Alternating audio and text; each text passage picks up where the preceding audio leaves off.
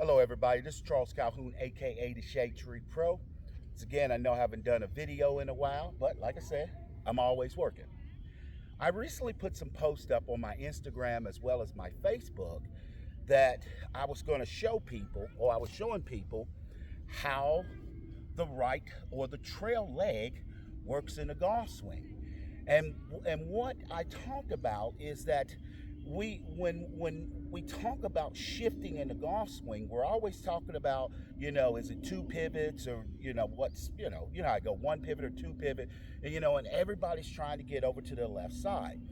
But the thing is, do we try to get over to our left side, or do we naturally allow ourselves to be caught on the left side? Is that natural? Well, I'm gonna show you, based on the information that I put on my social media posts. I'm going to show you how the trail leg works. Now, I said in my writings, I said that we need to have a shift, because we need a shift simply. Because ask yourself the question, why do we shift? Well, we need a shift of the lower body because of the change of direction of the golf swing from the top. So from where it's going here and then coming back down that way, we need a shift. So in this, as I said, from top down, it's going to trigger the shift. But the body's got to know how to shift. Now, what happens is we'll get up here, and the key is we want to stay behind the ball. But what we'll do, everybody will shift over to this left side, which is past the ball, and then the body wants to spin. And that's what's getting people in trouble, because it's so hard to keep timing that. Now, if you happen to get your timing perfect or something of that nature, that's fine. But remember, the swing is in a circle on an arc. It's more vertical than it is horizontal. And we can't have horizontal and vertical because it leads to a conflict. So we need to have a proper shifting so the action of the swing can take care of itself, and it will. But how do we do it? Well, I said I was studying a guy with one leg. And the guy had one leg. He didn't have a lead leg. He had just the right leg. And the only way that he could shift, he had to go from the outside of his foot to the inside, or inside to out. But this is the way that he shifted. So I started looking at that as far as in the golf swing, because number one, we want to stay behind the ball. So to stay behind the ball and create that shift, I just said, well, just like the radius and the ulnar bone is there, we have the tibia and the fibula bone that's inside of our leg, and that's what allows us to shift from one side, not completely, from one side of the foot to the other.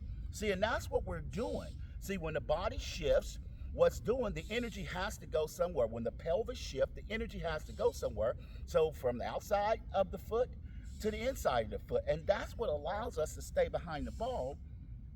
So when I'm striking a ball, that's what I'm feeling. And then what I'm doing is I'm just catching that energy over here. I'm not necessarily trying to get over here so I can go around. I am trying to stay behind the ball, behind the strike. So if I stay behind the strike on that one, because if you look in the setup, the right foot is behind the strike. So here, boom, and it stays behind the strike. Instead of us getting up here, that now we're in front of a strike, and now we got to make compensation, early extension, and all the things that go bad in a golf swing. In a sense, head gets in front of the ball. All of that, why? Because if we're getting over here to the left side too soon, boom, we're already ahead of the ball. We're always putting ourselves in trouble. But the purpose of it is shift to the left.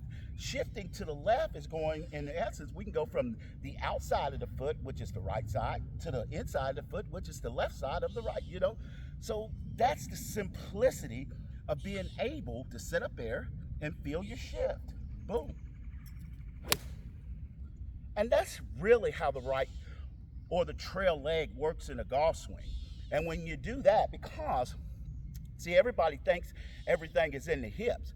Well, the energy just goes from the top to the hips down to the feet, because that's where the feet and ankles are. That's where your real work is. Rotation is in the ankles, in a sense. See, I can sit here and feel the rotation, in a sense, in my ankles, because it has to go somewhere. So it goes down to the ankles.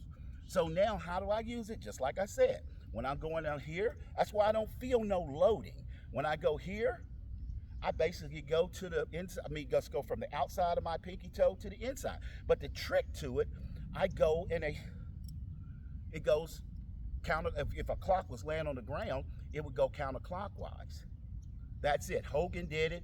If y'all look at Scotty Scheffler, even Greg Norman, when he comes down and y'all see that foot kick back, it's simply because he's actually shifting from outside his foot to inside his foot, whether he knows it or not. But that's what keeps you behind the ball. So once again, sitting there, outside pinky toe to the big toe. And I always got a little rhyme that goes outside pinky toe to the big toe and let it go. Hey, give that a try. Charles Calhoun, aka the Shade Tree Pro, and always good golfing.